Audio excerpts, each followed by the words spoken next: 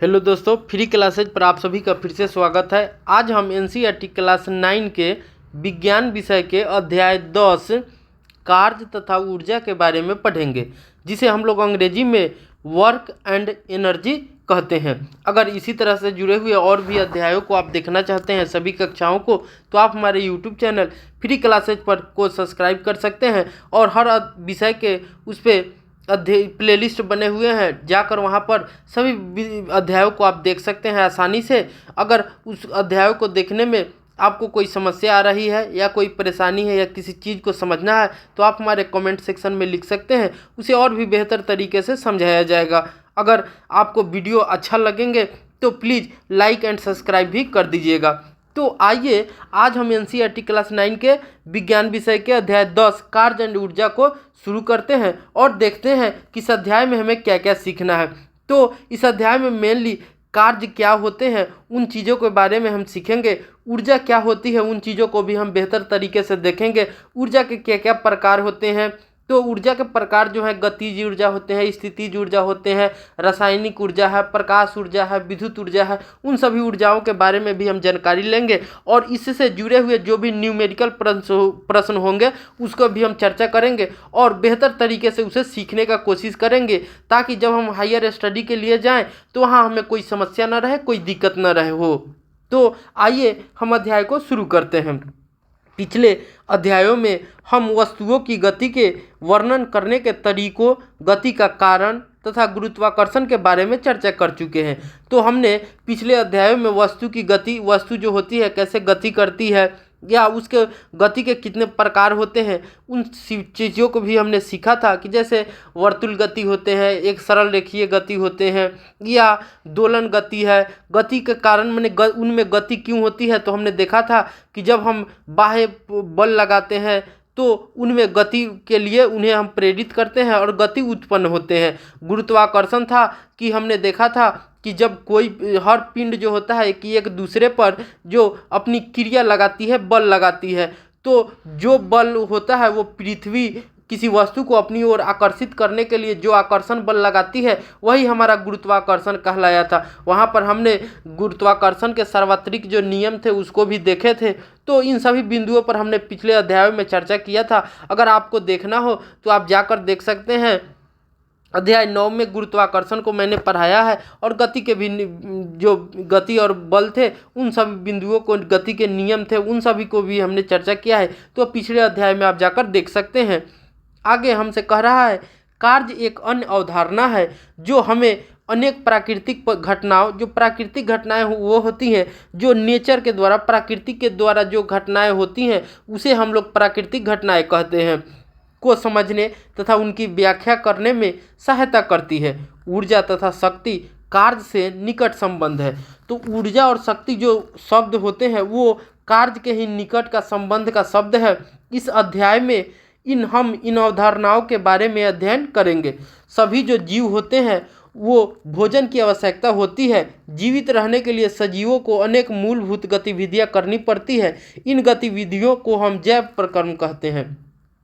तो कोई भी सजीव होते हैं या जीवित प्राणी होते हैं वो जीने के लिए भोजन की उन्हें आवश्यकता होती है और जीवित रहने के लिए वो अनेक मूलभूत जो क्रियाएं होती हैं वो करती रहती हैं। इन्हीं गतिविधियों को हम लोग जैव प्रकर्म के नाम से जानते हैं। इन प्रकर्मों में के लिए ऊर्जा भोजन से प्राप्त होती है। कुछ अन्य क्रियाकलाप जैसे खेलने, गाने, पढ़ने, लिखने, सोचने, कूदने, दौड़ने तथा साइकिल चलाने के लिए भी हमें ऊर्जा की आवश्यकता होती है। कठिन क्रियाकलापों में अधिक ऊर्जा की आवश्यकता होती है। जब हम भारी काम करते हैं तो हमें अधिक ऊर्जा की अधिक आवश्यकता होती है। जंतु भी क्रियाकलाप में व्यस्त रहते हैं। व्यस्त का मतलब होता है कि हम किसी काम में मग्न रहते हैं या करते रहते हैं, उसे हम लोग व्यस्त कहते हैं। उदाहरण के लिए वे कूद या दौड़ सकते हैं, उन्हें लड़ना पड़ता है, अपने शत्रुओं से दूर भागना पड़ता है, भोजन खोजना, आवास के लिए सुरक्षित स्थान खोजना पड़ता है। इसके अतिरिक्त कुछ जंतुओं को हम बोझा ढोने, गाड़ी खींचने, खेत जोतने के लिए भी उपयोग में लाते हैं। इन सभी क्रियाकलापों के लिए ऊर्जा की आवश्यकता होती है। मशीनों के बारे में सोचिए। उन मशीनों की सूची बनाइए जिनका उपयोग आप करते हैं। उन्हें कार्य करने के लिए किसी चीज़ की आवश्यकता होती है। कुछ इंजनों को पेट्रोल डीजल की आवश्यकता होती है कि सजीवों मशीनों को ऊर्जा की आवश्यकता क्यों होती है?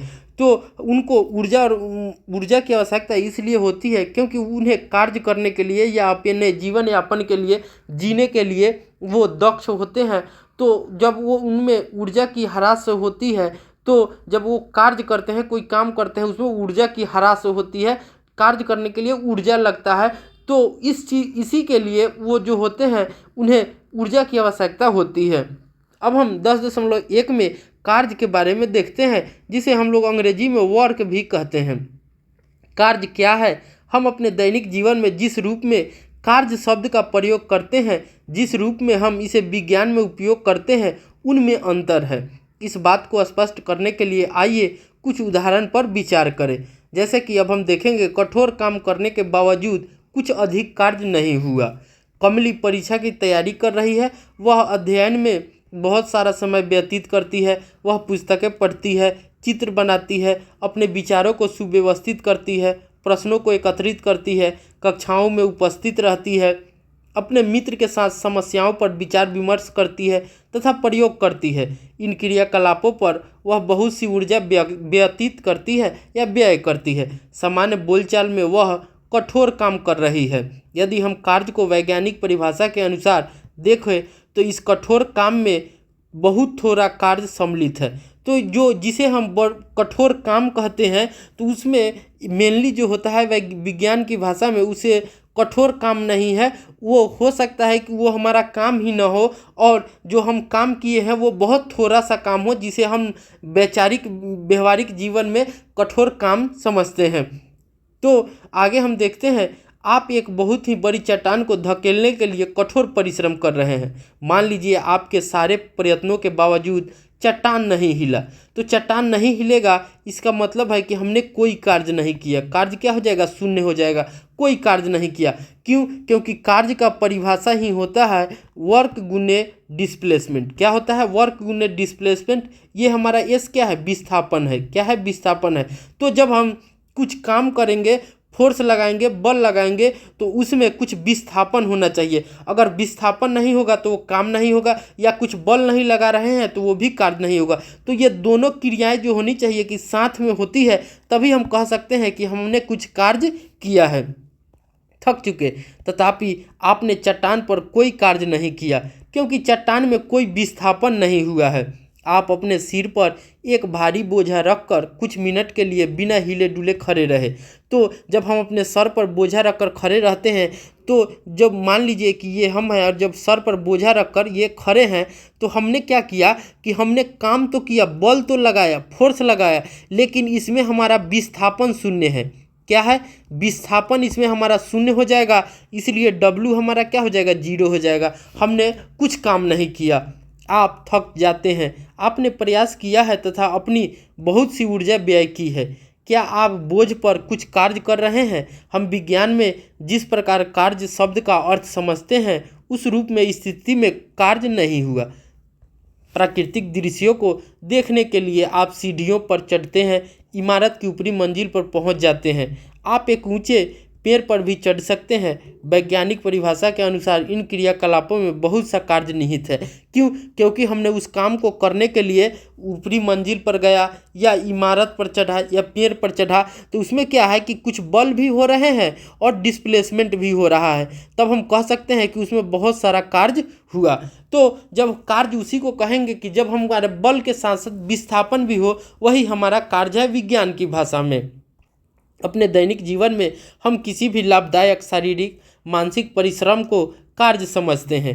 कुछ क्रियाकलापों जैसे मैदान में खेलना, मित्रों से बातचीत करना, किसी धुन को गुनगुनाना, किसी चलचित्र को देखना, किसी समारोह में सम्मिलित होना, कभी कभी कार्य नहीं समझा जाता है। तो ये सभी जो क्रियाएं होती है कि कभी कभी कार्य नहीं समझा जाता है। कार्य कब नहीं समझा जाएगा? जब उन पर डिस्प्लेसमेंट नहीं होगा, जब विस्थापन नहीं हम देखेंगे तो उन्हें हम कार्य में होता नहीं समझ पाएंगे। लेकिन जब विस्थापन होगा तो वहाँ पे भी कार्य होगा। कार्य क्या है, इस बात पर निर्भर करता है कि हम उसे कैसे परिभाषित करते हैं। विज्ञान में हम कार्य शब्द को विभिन्न प्रकार से प्रयोग तथा परिभाषित करते हैं। इसे जानने के लिए आइए निम्न क्रियाकलाप को देखते हैं। अब हम क्रियाकलाप 10.1 को देखते हैं। उपरोक्त अनुच्छेदों में हमने अनेक ऐसे क्रियाकलापों की चर्चा की जिन्हें प्रायः हम अपने दैनिक जीवन में डेली हम जो लाइफ में काम करते हैं वही हमारा दैनिक जीवन होता है, कार्य मानते हैं। इनमें से प्रत्येक क्रियाकलाप के उत्तर निम्नलिखित प्रश्नों के उत्तर दीजिए। किस वस्तु पर कार्य किया गया, वस्तु पर क्या घटित हो रहा है, कार्य कौन कर रहा है। तो इन सभी प्रश्नों की चर्चा करेंगे। आगे हम देखते हैं कि कार्य की वैज्ञानिक संकल्पना, जो कार्य होती है उसकी वैज्ञानिक संकल्पना क्या है उसे हम लोग समझते हैं। विज्ञान के दृष्टिकोण से हम कार्य को किस प्रकार देखते हैं, परिभाषित करते हैं, यह समझने के लिए आइए कुछ स्थितियों पर विचार करें। किसी सतह पर रखे एक गुटके को धकेले। गुटका कुछ दूरी तय करता है। आपने गुटके पर कुछ बल लगाया जिससे गुटका विस्थापित हो गया। इस स्थिति में कार्य हुआ। तो जब हमने किसी गुटके पे बल लगाया और मान लीजिए ये हमारा कोई गुटका है, जब हम इस पर F बल लगाते हैं तो ये यहाँ से विस्थापित होकर मान लीजिए यहाँ चलाता है, यहाँ चलाया तो यहाँ से यहाँ तक ट्रेवल हुआ तो ये विस्थापन S हुआ। तो हमारा कार्य क्या हो जाता है, F × S। तो यहाँ पर हमने देखते हैं कि हमने इस स्थिति में कार्य किया। एक लड़की किसी ट्रॉली को खींचती है और ट्रॉली कुछ दूर तक चलती है। लड़की ने ट्रॉली पर बल लगाया और यह विस्थापित हुई, इसलिए कार्य किया गया। इसलिए क्या कह सकते हैं, कार्य किया गया। तो जब हम बल लगाएंगे और विस्थापित होगा तो हम कहेंगे कि वहाँ पे कार्य हुआ। एक पुस्तक को किसी ऊंचाई तक उठाइए। ऐसा करने के लिए आपको बल लगाना पड़ता है। पुस्तक ऊपर उठती है, पुस्तक पर एक बल लगाया गया तथा उस पुस्तक गतिमान हुई, इसलिए कार्य किया गया। तो पुस्तक को जब हम उठाते हैं तो उसमें गति आती है और वह अपना एक स्थान से दूसरे स्थान तक चली जाती है। तो वहाँ पे हम देखते हैं कि वहाँ विस्थापन भी हो रहा है, S भी हो रहा है, इसलिए हम कहेंगे कि वहाँ कार्य हो रहा है। उपरोक्त स्थितियों को ध्यानपूर्वक देखने से ज्ञात होता है कि कार्य करने के लिए दो दशाएं का होना जरूरी है। तो हम देखते कि कार्य करने के लिए जो होनी चाहिए वो दो दशाएं जो होती है वो हमारा कंपलसरी होता है। तो हमारा दो दशाएं क्या क्या है, वस्तु पर कोई बल लगना चाहिए तथा वस्तु विस्थापित होनी चाहिए। तो दो चीज़ें होती हैं, वो वस्तु पर कोई बल लगना चाहिए और वस्तु विस्थापित होनी चाहिए, तभी हम कहेंगे कि हमने कार्य किया है। यदि हमने इनमें से कोई भी दशा पूरी नहीं होती है तो कार्य नहीं किया गया। विज्ञान में हम कार्य को इसी दृष्टि से देखते हैं। एक बैलगाड़ी किसी गाड़ी को खींच रहा है। गाड़ी चलती है, गाड़ी पर एक बल लग रहा है तथा गाड़ी कुछ दूरी चली। क्या आपके विचार से इस स्थिति में कार्य हुआ? तो हाँ, जो बैल थे उस पर गाड़ी पे बल लगाते हैं और गाड़ी भी चलती है तो उसने विस्थापन भी हुआ। तो हम कह सकते हैं कि W = Fs हुआ। तो यहाँ पर जो बल की दो स्थितियाँ हैं, दशाएं हैं, वस्तु पर कोई बल लगना चाहिए, वस्तु विस्थापित होना चाहिए। तो ये जो बैलगाड़ी है वो खींच रही है, तो दोनों स्थिति जो होती है वो उसको सेटिस्फाइड कर रही है, इसीलिए हम कह सकते हैं कि यहाँ पे भी कार्य हो रहा है। आगे क्रियाकलाप हम 10.2 को देखते हैं। अपने दैनिक जीवन की कुछ स्थितियों पर विचार कीजिए, इनमें कार्य सम्मिलित हो, इनकी सूची बनाइए, अपने मित्रों से विचार विमर्श कीजिए, क्या प्रत्येक स्थिति में कार्य किया गया। अपने उत्तरों का कारण जानने का प्रयत्न कीजिए। यदि कार्य हुआ तो वस्तु पर कौन सा बल कार्य कर रहा है, वह कौन सी वस्तु है जिस पर कार्य किया गया, जिस वस्तु पर कार्य किया गया उसकी स्थिति में क्या परिवर्तन हुआ। इन सभी बिंदुओं पर भी आप चर्चा कीजिए। अब क्रियाकलाप 10.3 में देखिए क्या कह रहा है। कुछ स्थितियों पर विचार कीजिए जब वस्तु पर बल लगने के बावजूद वह विस्थापित नहीं होती है, ऐसी स्थिति पर विचार कीजिए। तो जब किसी वस्तु पर बल लगता है और विस्थापित नहीं होता है तो हमारा कार्य जो होगा, विस्थापन नहीं होगा तो विस्थापन शून्य हो जाएगा, तो कार्य भी हमारा क्या हो जाएगा, शून्य हो जाएगा। इस स्थिति में हम कह सकते हैं कि हमने कोई कार्य नहीं किया। क्या किया? तो हमने कोई कार्य नहीं किया। प्रत्येक के लिए जितनी स्थिति आप सोच सकेंगे उनकी सूची बनाइए। अब कार्य कहाँ कहाँ नहीं हुआ, तो जो जो आपके मन में स्थिति आ रही है जहाँ पे विस्थापन न हो या कोई बल न लग रहा हो, उस स्थिति के बारे में सोचना है और उसकी आपकी सूची बना लेना है और अपने मित्रों से विचार विमर्श करना है कि क्या इन स्थितियों में कार्य हुआ है या नहीं। अब हम आगे एक नियत बल द्वारा किया गया कार्य के बारे में चर्चा करेंगे कि जब हम एक कांस्टेंट फोर्स लगाते हैं तो उसके द्वारा क्या कार्य किया जाता है, उन सभी बिंदुओं पर हम चर्चा करेंगे। विज्ञान में कार्य को परिभाषित किया जाता है। इसे समझने के लिए पहले इस स्थिति पर विचार करते हैं कि जब बल विस्थापन की दिशा में लग रहा हो तो हम पहली स्थिति में क्या देखेंगे कि जब बल विस्थापन की दिशा में लग रहा हो तो क्या होता है। तो इसे समझने के लिए कि मान लीजिए किसी वस्तु पर एक नियत बल क्या लग रहा है, F लग रहा है, कार्य करता है। मान लीजिए वस्तु पर बल की दिशा में दूरी जो है विस्थापन क्या है, S है, विस्थापन क्या है, S है। मान लीजिए W किया गया कार्य है, तो कार्य की परिभाषा के अनुसार किया गया कार्य क्या हो जाता है, बल तथा विस्थापन के गुणनफल के बराबर हो जाता है। तो जो किया गया कार्य हुआ और कार्य की परिभाषा के अनुसार जो हमारा सूत्र हो जाता है, क्या हो जाता है, जो कार्य होते हैं वो विस्थापन और बल के गुणनफल के बराबर होते हैं। तो W बराबर क्या हो जाएगा, F इंटू एस हो जाएगा। ये हमारा क्या है, तो किया गया कार्य है। तो अब यहाँ हम समझ सकते हैं, हमको सूत्र में दिया हुआ है यहाँ पे W बराबर Fs, कार्य बराबर बल गुना विस्थापन। जैसा कि आप चित्र 10.1 में देखिए, यहाँ पे एक मेज दिया हुआ है, मेज पे एक मान लीजिए ईंट रखा हुआ है, तो इस पे कोई बल लग रहा है F। तो ये जो था कि इसने कुछ दूरी तय करके ईंट जो था कि अब मान लीजिए ये ए स्थिति में था, तो अब ये बी पोजीशन पर चला आया, तो इसमें कुछ डिस्टेंस ट्रेवल क्या विस्थापन हुआ, क्या एस विस्थापन हुआ। तो हम देखते हैं तो W बराबर हमारा क्या हो जाएगा, F बल क्या लगाया F गुना हमारा विस्थापन क्या है S है, तो हमारा क्या हो जाएगा W बराबर Fs। यही हमारा क्या है, कार्य की परिभाषा है। तो कार्य बराबर बल गुना विस्थापन होता है, या इसे हम दूसरे शब्दों में कह सकते हैं बल तथा विस्थापन के गुणनफल के बराबर जो हमारा होता है वो कार्य होता है। अब हम आगे देखते हैं। अतः किसी वस्तु पर लगने वाला जो बल द्वारा किया गया जो कार्य है, बल के परिमाण तथा बल की दिशा में चली गई दूरी के गुणनफल के बराबर होता है। तो हम कह सकते हैं कि कोई भी वस्तु पर लगने वाला जो बल द्वारा किया गया कार्य है वो बल के परिमाण तथा बल की दिशा में चली गई दूरी के गुणनफल के बराबर होता है। कार्य में केवल परिमाण होता है, इसीलिए जो कार्य होते हैं वो अदिश राशि है। कार्य क्या है, अदिश राशि है, स्केलर क्वांटिटी है।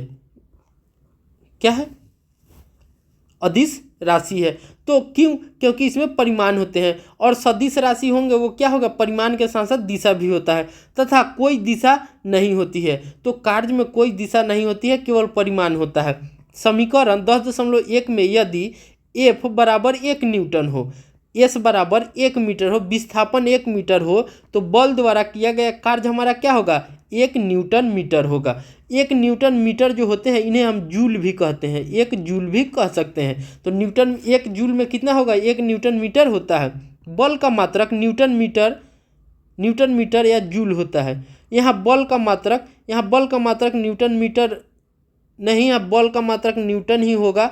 जो हमारा कार्य का मात्रक होगा वो हमारा क्या हो जाएगा, न्यूटन मीटर होगा। क्या हो जाएगा, न्यूटन मीटर होगा या जूल होगा। यहाँ कार्य का मात्रक जो होता है जूल या न्यूटन मीटर होता है। अतः 1 जूल किसी वस्तु पर किए गए कार्य की वह मात्रा है। तो आपसे कभी पूछेगा कि जो हमारा 1 जूल होता है वह क्या है, तो हम जवाब में क्या कहेंगे कि जब हम 1 न्यूटन का बल वस्तु को बल की क्रिया रेखा के दिशा में 1 मीटर विस्थापित कर देते हैं तो वही हमारा 1 जूल कहलाता है। अब हम समीकरण 10.1 में जैसे हमने देखा था, 10 समीकरण में क्या था, W बराबर Fs था। तो ध्यानपूर्वक देखिए, यदि वस्तु पर लगने वाला बल 0 है तो किया गया कार्य कितना होगा, यदि वस्तु का विस्थापन 0 है तो किया गया कार्य कितना होगा। उन दशाओं का उल्लेख कीजिए जिनका कार्य होने के लिए पूरा होना आवश्यक है। तो हमसे कह रहा है, तो 10.1 से हम जानते हैं कि हमारा क्या होता है, W बराबर F इंटू एस होता है। अब देखिए हमने जब F बराबर 0 लेंगे तो W बराबर क्या हो जाएगा, 0 इंटू एस, तो हमारा W क्या हो गया, 0 हो गया। तो इस स्थिति में हम कहेंगे कि हमारा कार्य भी 0 है। तो जब वस्तु पर लगने वाला बल 0 होगा तो कार्य क्या होगा, नहीं होगा, कार्य नहीं होगा। यदि अब मान लीजिए कि यहाँ पे हम देखते हैं कि जो हमारा W इंटू एफ एस होता है, अब मान लीजिए एस हमारा विस्थापन जो है कि शून्य है, तो हमारा क्या हो जाएगा W बराबर एफ इंटू शून्य, तो W बराबर क्या हो जाएगा, शून्य हो जाएगा। तो इस स्थिति में भी हम कहेंगे कि जब यदि वस्तु का जो विस्थापन हो अगर शून्य है तो हम कहेंगे कि कार्य जो होता है वो नहीं हुआ। कार्य क्या हुआ, नहीं हुआ। विस्थापन शून्य होगा तो कार्य नहीं होगा, कार्य भी शून्य होगा। तो जो कह रहा है उन दशाओं का उल्लेख कीजिए जहां कार्य हो, तो कार्य होने के लिए क्या होना चाहिए, तो कार्य होने के लिए जरूरी है कि कुछ बल भी लगना चाहिए और उसमें विस्थापन भी होना चाहिए, तभी जो होगा कि कुछ कार्य होगा। अब हम उदाहरण 10.1 में एक हमारा न्यूमेरिकल दिया हुआ है, प्रश्न दिया हुआ है, उसको हम लोग चर्चा करते हैं। किसी वस्तु पर 5 न्यूटन का बल लग रहा है, बल की दिशा में वस्तु 2 मीटर विस्थापित हो रही है, तो हमारा F जो है कितना है, 5 न्यूटन है और S कितना है, 2 मीटर है। तो हम जानते हैं कि बल कार्य जो हमारा क्या हो जाता है, तो कार्य क्या हो जाता है, W बराबर F इंटू एस, तो क्या हो जाएगा 5 गुना 2 बराबर क्या हो जाएगा 10 न्यूटन मीटर, या कहिए 10 जूल, क्या हो जाएगा 10 जूल हो जाएगा। तो यही हमारा आंसर हो जाएगा।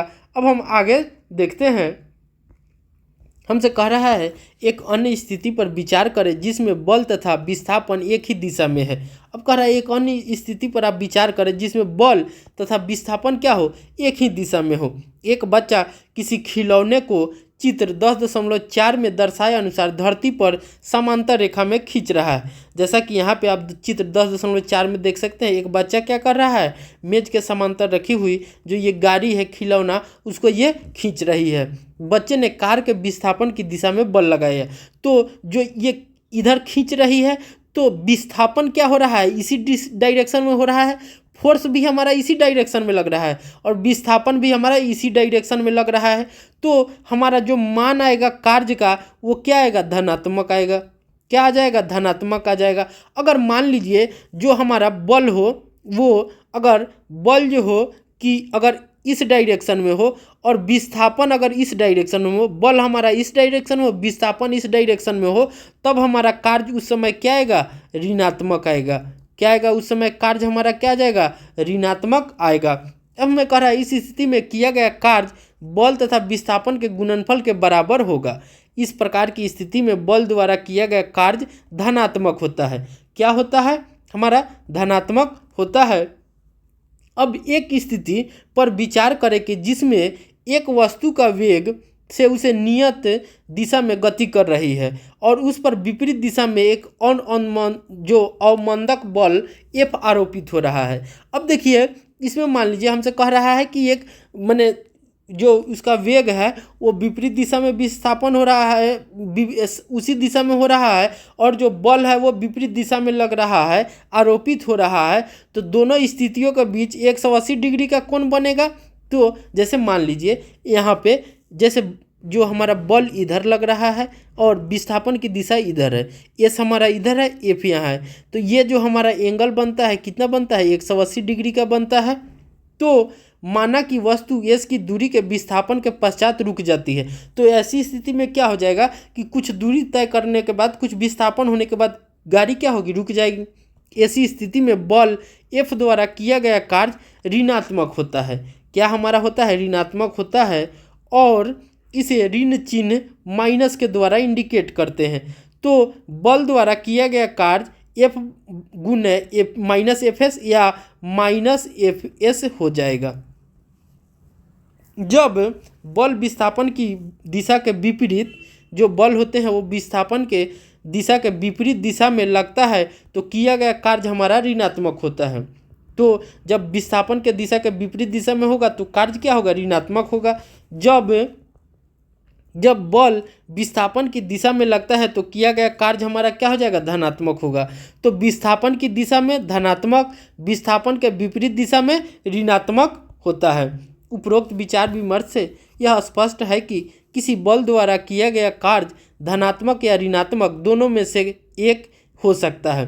तो कोई भी अगर चीज़ है किसी पर कार्य कर रहे हैं, किसी पर द्वारा बल लगाया रहे हैं, तो वहाँ कार्य जो होगा वो या तो धनात्मक हो सकता है या हमारा ऋणात्मक हो सकता है। इसे समझने के लिए आइए निम्नलिखित क्रियाकलाप करें।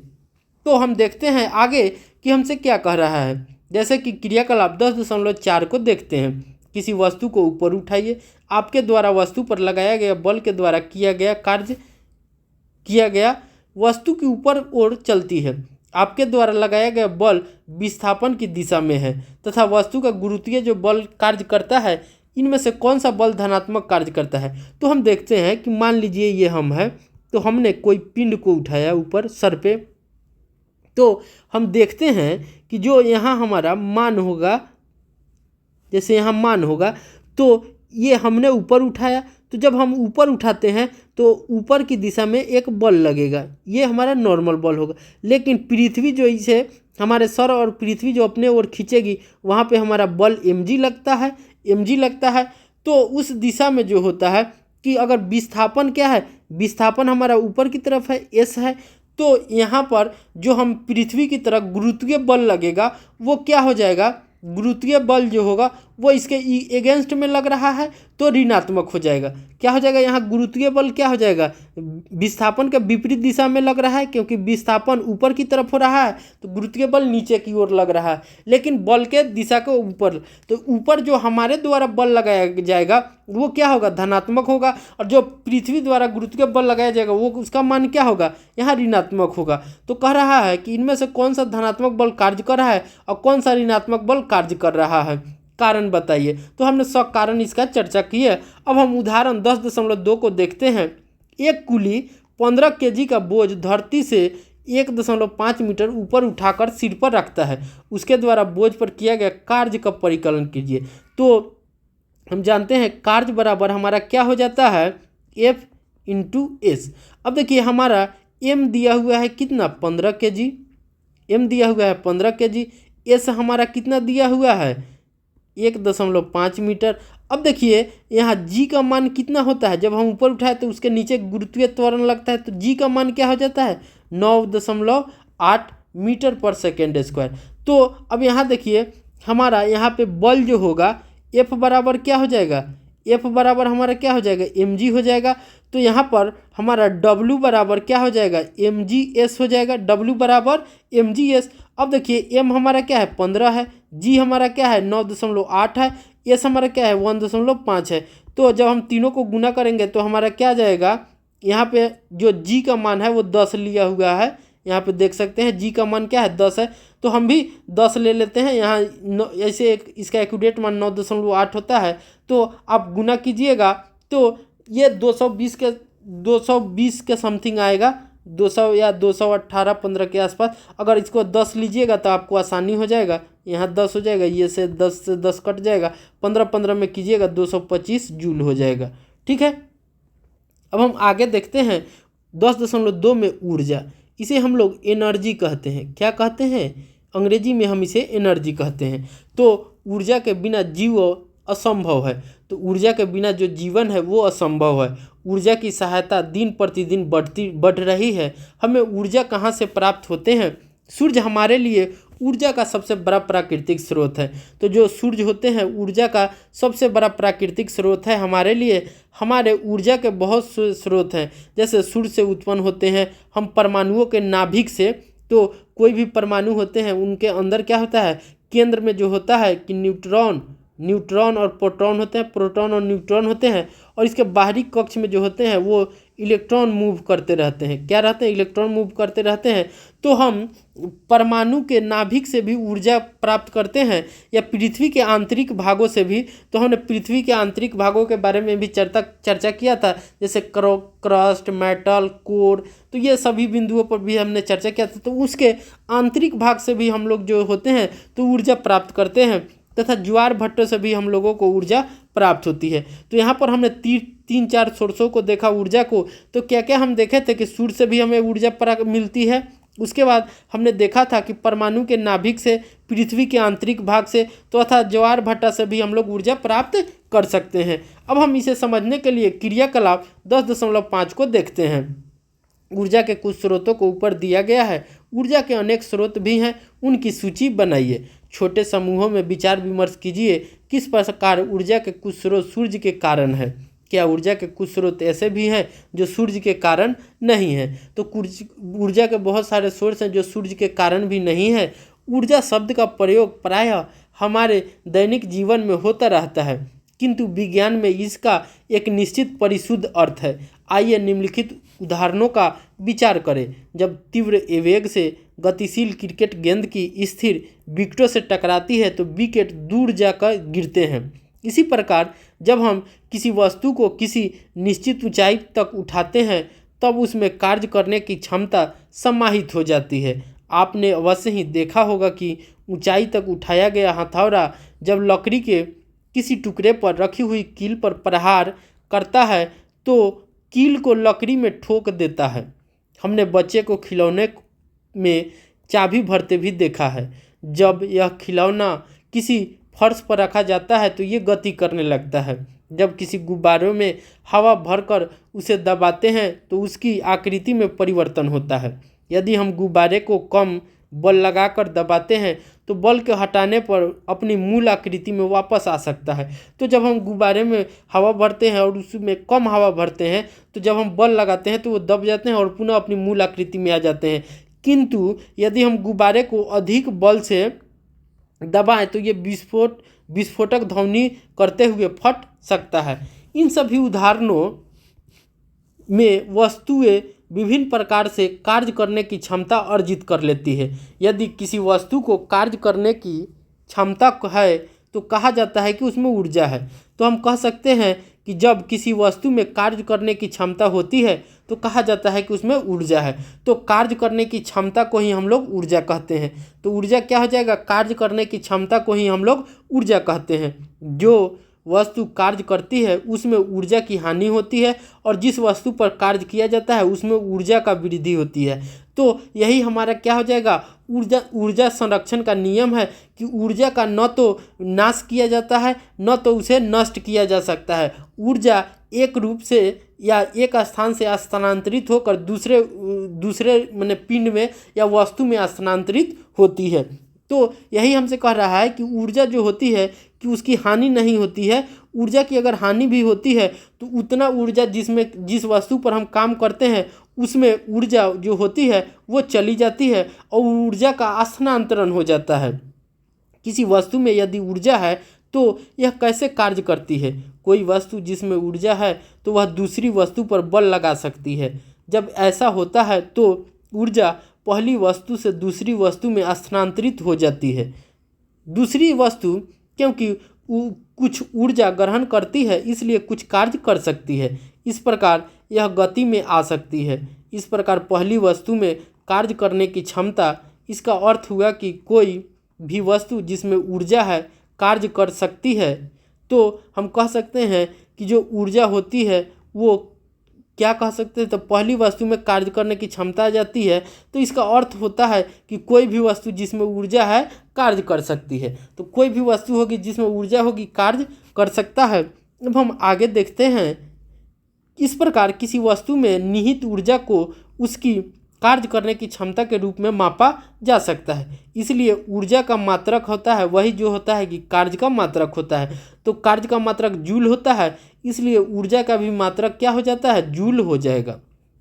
अर्थात जूल, एक कार्य करने के लिए आवश्यक ऊर्जा की मात्रा 1 जूल होती है। तो 1 जूल कार्य करने के लिए आवश्यक ऊर्जा की मात्रा क्या हो जाएगी? 1 जूल होती है।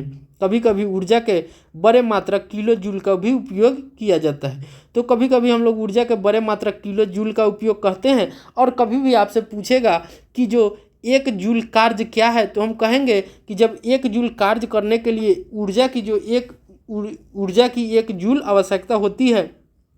या आपसे कभी पूछ सकता है कि 1 जूल कार्य क्या है, तो हम कह सकते हैं कि जब हम किसी वस्तु पर 1 न्यूटन का बल लगाते हैं और उसमें विस्थापन 1 मीटर होता है तो वह हमारा 1 जूल कहलाता है।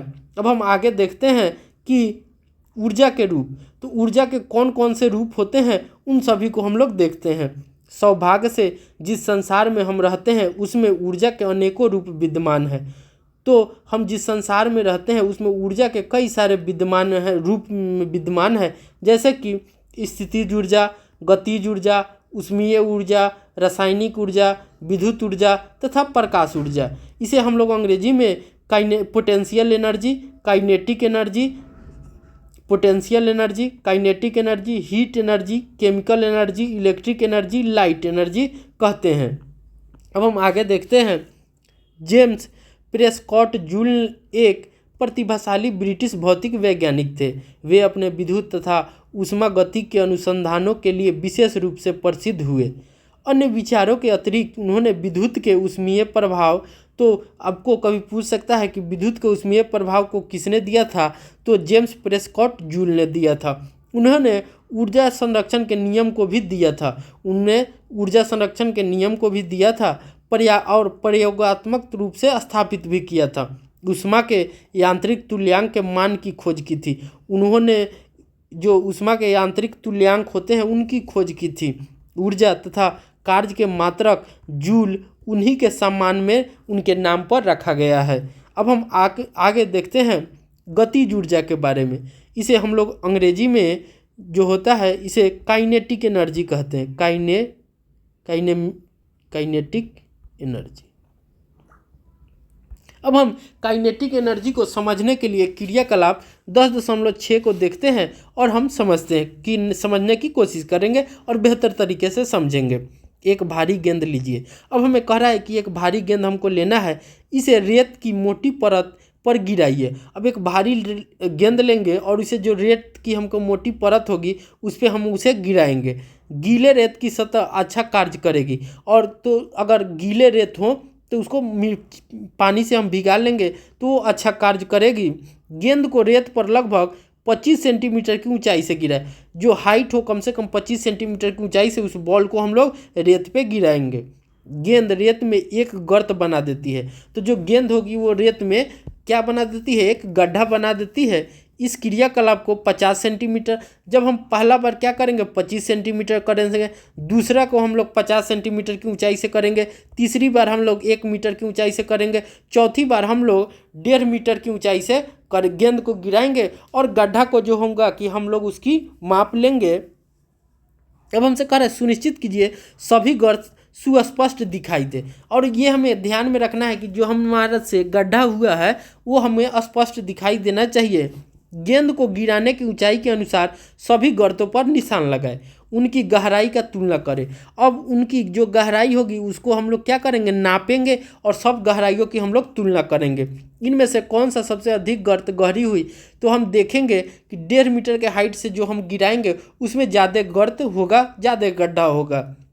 कौन सा गड्ढा सबसे अधिक उथला है, ऐसा क्यों, तो सबसे अधिक उथला कौन होगा, तो यहाँ पे जो कम होगा 25 से वही कम जो होगा कि गड्ढा होगा, कम गड्ढा किस में होगा, तो 25 सेंटीमीटर की हाइट वाले में। गेंद ने किस कारण गहरा गड्ढा बनाया, तो गेंद ने था, तो हम जानते हैं कि कार्य बराबर हमारा क्या हो जाता है, F/S होता है। तो यहाँ पे देखिए F हमारा क्या है, नियत है, कांस्टेंट है, लेकिन डिस्प्लेसमेंट जो है कि वो बढ़ रहा है। तो हम जानते हैं कि जो हमारा W होगा वो समानुपाती होगा विस्थापन के। अगर विस्थापन हमारा बढ़ेगा तो कार्य भी हमारा बढ़ेगा। क्या होगा, कार्य भी हमारा बढ़ेगा। तो यहाँ जब हम विस्थापन बढ़ेगा तो कार्य भी बढ़ेगा। तो हम कह सकते हैं, तो यहाँ क्या हो रहा है कि हमारा जो डिस्प्लेसमेंट है वो 1.5 मीटर हो जा रहा है, इसीलिए यहाँ क्या हो जाएगा, ज़्यादा कार्य होगा तो गड्ढा क्या होगा, ज़्यादा बन जाता है। अब हम क्रियाकलाप 10.7 को देखते हैं। चित्र 10.5 के अनुसार उपकरण सज्जित कीजिए। एक ज्ञात द्रव्यमान के लकड़ी के गुटके, जिसका द्रव्यमान हमको पता हो वैसा लकड़ी के एक गुटके लेना है। जैसा कि आप चित्र में देख सकते हैं, ये 10.5 में ये हमारा लकड़ी का क्या है, गुटके हैं। ट्रॉली के सामने किसी सुविधाजनक निश्चित दूरी पर रखिए। पलड़े पर एक ज्ञात द्रव्यमान रखिए जिससे कि ट्रॉली गतिमान हो जाए। ट्रॉली आगे चलती है तथा लकड़ी के गुटके से टकराती है। मेज पर एक अवरोधक इस प्रकार लगाए कि गुटके से टकराने के पश्चात ट्रॉली वहीं रुक जाए, गुटका विस्थापित हो जाए। गुटके के विस्थापन को मापिए। इसका अर्थ हुआ कि जैसे ही गुटके ने ऊर्जा ग्रहण की, ट्रॉली द्वारा गुटके पर कार्य किया गया। तो जैसे हम देखते हैं कि गुटका ने ऊर्जा को ग्रहण की ट्रॉली के द्वारा, तो क्या किया होता है कि ट्रॉली द्वारा गुटके पर कार्य किया गया। यह ऊर्जा कहाँ से आई, तो ये हमारा गति के कारण जो ऊर्जा आई है। तो पल्ले पर रखे द्रव्यमान को बढ़ाकर इस प्रयोग को दोहराइए। इस अवस्था में विस्थापन अधिक होगा, क्योंकि मास बढ़ने से जो हमारा होगा वो जो होगी उसकी ऊर्जा भी बढ़ेगी। मास बढ़ने से ऊर्जा भी हमारी बढ़ती है, इसलिए विस्थापन जो होता है कि वो अधिक हो जाता है। इस अवस्था में किया गया कार्य भी अधिक होगा। इस क्रियाकलाप में गतिशील ट्रॉली कार्य करती है, अतः इसमें ऊर्जा विद्यमान है। एक चलती हुई वस्तु कार्य कर सकती है। एक तेज चलती हुई वस्तु अपने सदृश अपेक्षाकृत धीमी चलती हुई वस्तु से अधिक कार्य कर सकती है। एक गतिशील गोली, बहती हुई हवा, घूमता हुआ पहिया, एक गतिशील पत्थर, ये सभी कार्य कर सकते हैं। गोली लक्ष्य को कैसे भेद पाती है, बहती हुई हवा पवन चक्की की पंखुड़ियों को कैसे घुमाती है। गतिशील वस्तुओं में ऊर्जा होती है, तो जो भी गतिशील हमें वस्तुएं दिखाई देती है उनमें ऊर्जा होती है। गिरता हुआ जो नारियल है, गतिशील कार है, लुढ़कता हुआ पत्थर है, उड़ता हुआ हवाई जहाज है, बहता हुआ पानी है, बहती हुई हवा है, दौड़ता हुआ खिलाड़ी है, आदि सभी में गतिज ऊर्जा विद्यमान होते हैं। संक्षेप में हम कह सकते हैं कि किसी वस्तु में उसकी गति के कारण निहित ऊर्जा को गतिज ऊर्जा कहते हैं। तो कोई भी स्थिति होगा, किसी वस्तु में उसकी गति के कारण जो ऊर्जा निहित होती है उसे ही हम लोग गतिज ऊर्जा या काइनेटिक एनर्जी कहते हैं। क्या कहते हैं? काइनेटिक एनर्जी कहते हैं। किसी वस्तु की जो हमारी गतिज ऊर्जा होगी वो चाल के साथ उसकी बढ़ती रहती है। किसी वस्तु की जो गतिज ऊर्जा होती है वो चाल के साथ बढ़ती है। किसी गतिशील वस्तु में उसकी गति के कारण कितनी ऊर्जा निहित होती है, परिभाषा के अनुसार हम कह सकते हैं कि किसी निश्चित वेग से गतिशील वस्तु की गतिज ऊर्जा उस वस्तु पर इस वेग को प्राप्त करने के लिए किए गए कार्य के बराबर होता है। तो हम कह सकते हैं कि कोई निश्चित वेग से अगर कोई वस्तु गतिशील है तो उसमें जो गतिज ऊर्जा होगी उस वस्तु पर वेग को जितना प्राप्त करने के लिए किया गया कार्य होगा उसके बराबर होगी। अब आइए अब हम किसी एक वस्तु की गतिज ऊर्जा को एक समीकरण के रूप में व्यक्त करें। मान लीजिए m द्रव्यमान की एक वस्तु एक समान वेग u से गतिशील है। अब मान लीजिए इस पर नियत बल F विस्थापन की दिशा में लगता है। अगर विस्थापन की दिशा में नहीं लगता तो हमारा क्या होता है, ऋणात्मक लेते। विस्थापन की दिशा में है तो हमारा यहाँ क्या हो जाएगा, धनात्मक होगा। तो वस्तु s दूरी तक विस्थापित हो जाती है। समीकरण 10.1 से किया गया कार्य W बराबर Fs के बराबर होता है। तो वस्तु पर किए गए कार्य के कारण इसके वेग में परिवर्तन होगा। मान लीजिए कि इसका वेग u से v हो जाता है, तो मान लीजिए उत्पन्न हुए त्वरण a है। अनुभाग 7.5 में हमने गति के 3 समीकरण के बारे में अध्ययन किया है। एक समान त्वरण a से गतिशील किसी वस्तु के प्रारंभिक वेग u, अंतिम वेग v, विस्थापन s के बीच में निम्नलिखित संबंध है। तो हमने गति के जो नियम पढ़े थे तो उनमें जो हमने देखा था तो 3 सूत्रों को हमने देखा था। वो जो पहला सूत्र थे तो हमारा क्या था, v बराबर u प्लस at था। दूसरा हमने देखा था तो s बराबर हमारा ut plus half at square था। तीसरा हमारा था v स्क्वायर बराबर u स्क्वायर माइ जोड़ 2as। अब देखिए यहाँ v हमारा क्या है, अंतिम वेग है। ये हमारा प्रारंभिक वेग था। 2 हमारा क्या है, तो ये नियता स्थिर कोई कांस्टेंट है। ये हमारा जो क्या है, त्वरण है। ये हमारा क्या है, विस्थापन है। तो इस सूत्र से जब हम बैठाएंगे तो हम देखते हैं कि हमारा v बराबर जो हमारा क्या हो जाएगा, v square minus u square बराबर 2as हो जाएगा। क्यों? क्योंकि जब v इधर प्लस में है यहाँ आएगा तो क्या हो जाएगा, माइनस में हो जाएगा। इसीलिए हम यहाँ v square minus u square बराबर 2s। अब देखिए यहाँ से जब हम s निकालेंगे, जब हम s को लेंगे तो हमारा क्या हो जाएगा, v square minus u square. अब देखिए यहाँ क्या है, दोनों गुना में है तो इधर क्या हो जाएगा, भाग में आ जाएगा। तो s बराबर हमारा इतना आ गया, s बराबर क्या आ गया, v square minus u square बटा 2a। अब कह रहा है अनुभाग 8.4 से हमें ज्ञात है कि F बराबर ma होता है। अब F बराबर हमारा क्या होता है, F बराबर ma होता है। ये हमारा क्या है, बल है। तो इसे समीकरण में रखने पर हमारा क्या हो जाएगा, तो देखिए W बराबर हमारा क्या होता है, Fs होता है। W बराबर Fs होता है। अब देखिए यहाँ पे F हमारा क्या होता है, ma होता है, और S क्या होता है, S। अब देखिए हमने यहाँ पे पाया है कि हमारा S बराबर क्या होता है, v² माइनस u² बटा 2a। तो अब देखिए ma गुना S बराबर हम लिख सकते हैं v² माइनस u² बटा 2a। अब देखिए यहाँ पे a है, यहाँ पे a है, तो दोनों a कट जाएगा, तो हमारा क्या बचा, mv² माइनस u² बटा 2। तो हमारा W बराबर इतना हो गया। अब देखिए यहाँ से हम क्या करेंगे, तो अगर हम जो हमारी प्रारंभिक वेग है, ये हमारी प्रारंभिक वेग है, अगर u बराबर 0 हो जाए तो हमारा क्या हो जाएगा, हाफ W बराबर हाफ mv² हो जाएगा। यही हमारा हो जाएगा। अब हम जानते हैं कि जो ऊर्जा है वो किया गया कार्य के बराबर हो जाता है। तो हमारा जो काइनेटिक एनर्जी है तो E के बराबर हाफ mv² हो जाएगा। यही हमारा कह रहा था। तो काइनेटिक एनर्जी बराबर क्या हो जाएगा, हाफ mv² हमारा हो जाएगा। जैसा कि आप देख सकते हैं। अब यहाँ क्या हो गया, W बराबर 1/2 mv² बराबर u²। अब देखिए यहाँ पे कह रहा है u बराबर हमारा 0, यहाँ पे u बराबर हमारा 0 हो जाए। मैंने प्रारंभिक वेग जो हो कि 0 हो, विरामावस्था में रहेगा तो प्रारंभिक वेग क्या हो जाता है, 0 हो जाता है। तब हमारा क्या हो जाएगा, W बराबर हाफ mv² हो जाएगा। अब यह स्पष्ट है कि किया गया जो कार्य होता है वो वस्तु की ऊर्जा में परिवर्तन के बराबर होता है। तो हमारा क्या हो जाएगा, एनर्जी जो बराबर हो जाएगा हाफ mv² के बराबर हो जाएगा। अतः m द्रव्यमान की एक समान वेग v से गतिशील वस्तु की गतिज ऊर्जा जो काइनेटिक एनर्जी होंगी वो हमारा क्या हो जाएगा, हाफ mv² हो जाएगा। यहाँ पे E के इसीलिए लिखा गया है, K का मतलब होता है काइनेटिक और E का मतलब होता है एनर्जी। तो E का मतलब होता है काइनेटिक एनर्जी, मतलब गतिज ऊर्जा। तो गतिज ऊर्जा बराबर हाफ m द्रव्यमान गुने जो हमारा ये अंतिम वेग है वो हो जाएगा, तो वेलोसिटी हो जाएगा।